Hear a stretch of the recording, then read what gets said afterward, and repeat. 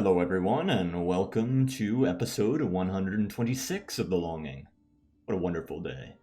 We're gonna go back to some mining, even though we're not gonna get anywhere here, probably, because I don't think I have very much to talk about today. But we'll see, we'll see.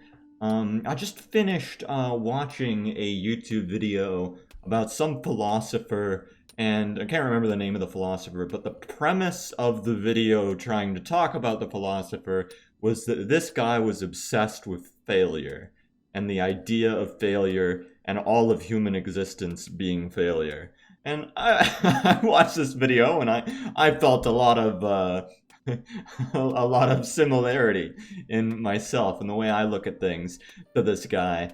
But in the same sense, I think a lot of these philosophers that I read about, and I read about their views or their supposed views, because I'm generally speaking not reading their their own books and stuff. I'm listening to somebody trying to explain what they thought, which may or may not be entirely bullshit. There's a lot of videos that do a very poor job of explaining philosophy, from what I understand, and being kind of a layperson, I'm very vulnerable to just hearing some idiot like myself spouting nonsense that they heard and then like chaining it off like a game of telephone, which is exactly what I'm doing here. But these philosophers, they seem to be they'll make like a big sweeping judgment about like the nature of life and the world, and it's like you can't really do that, right? Like you can, like the nature of humanity is failure. Like what does that even mean? Like if you just travel, like the more questions you ask, you're always going to end up with playing the why game until you find a part where like you can't play the why game anymore. Or you can like philosophers will like come up with some pretend bullshit circular logic where like they're like, oh, see, it ends this way because circular argument. But like circular, I hate circular arguments, but whatever. Um, but yeah, for myself, I think basically you can't make judgments about the nature of life because life is life, and like you could say life is fundamentally good. No, life is life. Life is fundamentally terrible. No, life is just life. There's no good and evil in life. There's no good and bad. It's just what it is. There's no way of putting a human sense on like anthropomorphizing the world. There's no real meaning to anything, and the fact that there's no meaning to anything is neither a good thing or a bad thing. People will be like, oh, the fact that there's no meaning to anything really that makes me feel better because of this or this. And it's like, I mean, it's fine if it makes you feel better, but it doesn't. There being meaning is not fundamentally good or bad, and there not being meaning is not fundamentally good or bad, because there is no such thing as a fundamental good or bad, as far as I would say.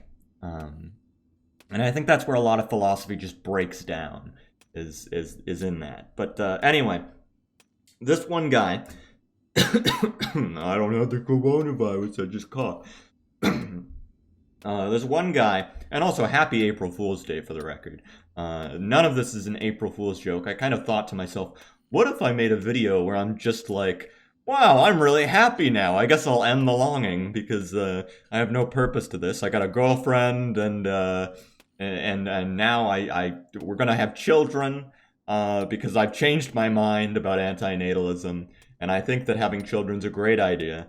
And life is just great and perfect, and everybody who doesn't think so is an idiot, and they need to grow up. I thought about doing that for an April Fool's Day joke, but nobody watches these, and like they'd just be confused because they'd watch it like 2 years later and be like, "What?" But, but yeah.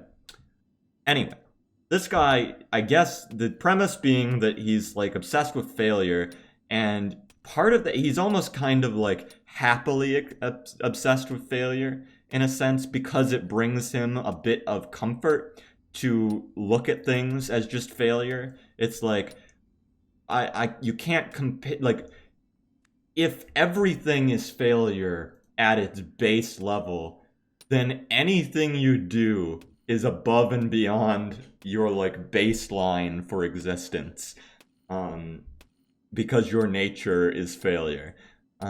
So like that kind of makes everything great, which is, I guess, kind of interesting. And I think on some level I kind of look at it that way too. Like there's this sort of idea of like a natural pessimist who finds success in pessimism because like if like you're expecting everything to go horribly, you're always pleasantly surprised when it doesn't. And when it does go horribly, you're just like, I knew it, and you're happy in both instances. It's certainly not flawless. I think there's plenty of argument to say I am a depressed and sad person because of this pessimism, but it's not so black and white. Like there's good and bad to this. There's ways in which I've made myself a better person and made myself like greatness and happiness through this, and yet at the same time, it also leads me down a dark path as well. So it's complicated. Yeah. But in this idea of failure, I do find myself very attracted to stories of failure. And there's one story, the story of Donald Crowhurst, this guy who tried to go around the world. There's a documentary, I think it's called like Dark Water or Deep Water, something like that, about this guy who tried to be one of the first people to sail around the world in like a sailing vessel alone.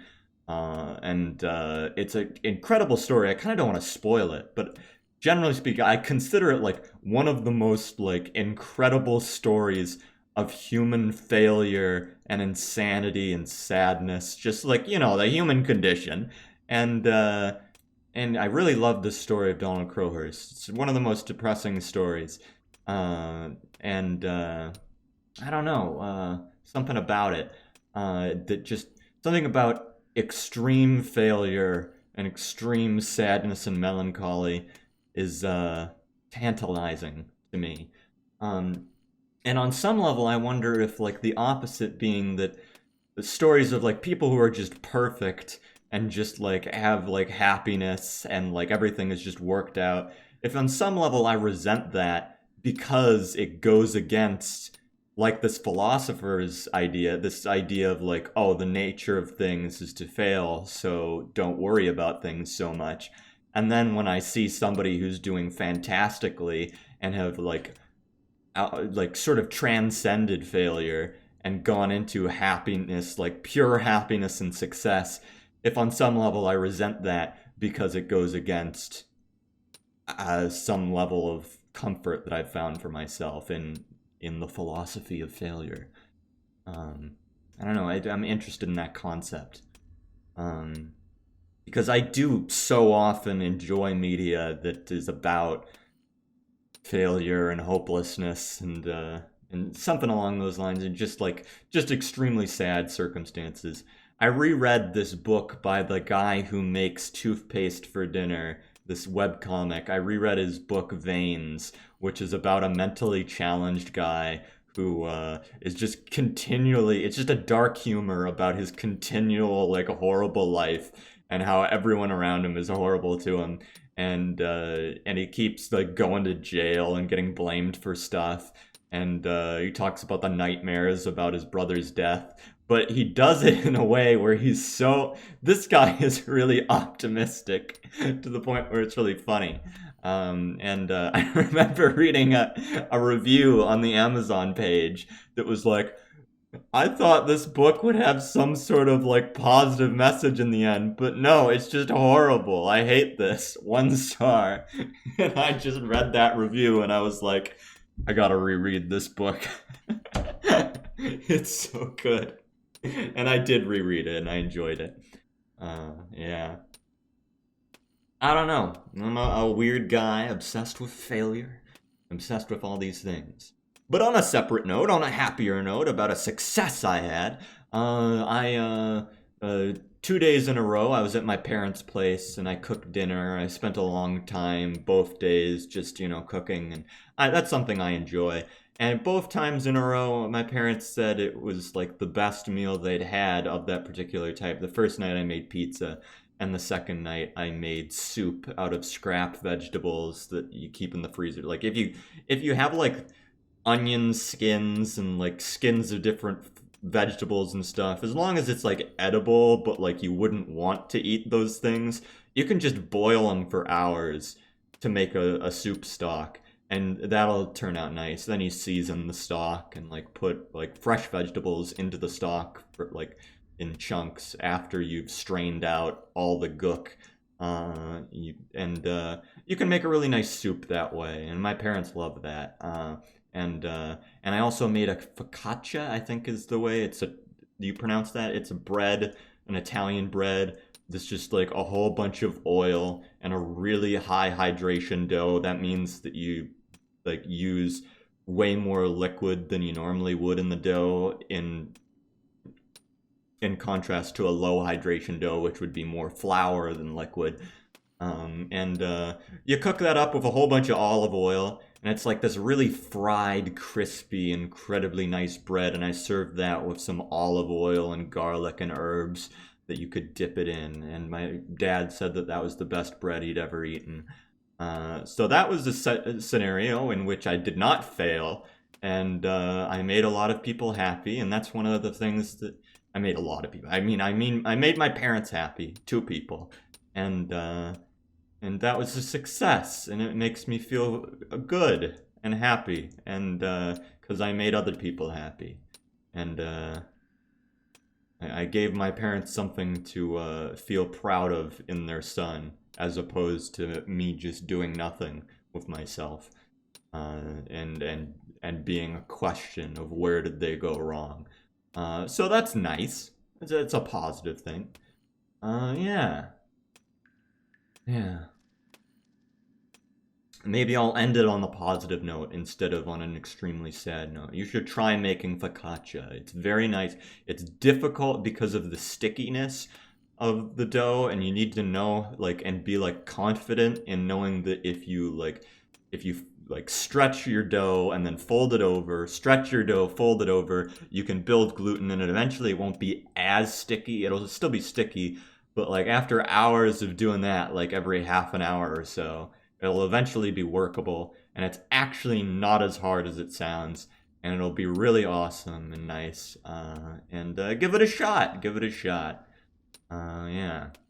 Well, I think I'm gonna leave it at that. Thanks for watching. We got another like halfway through the staircase, and another episode, another time.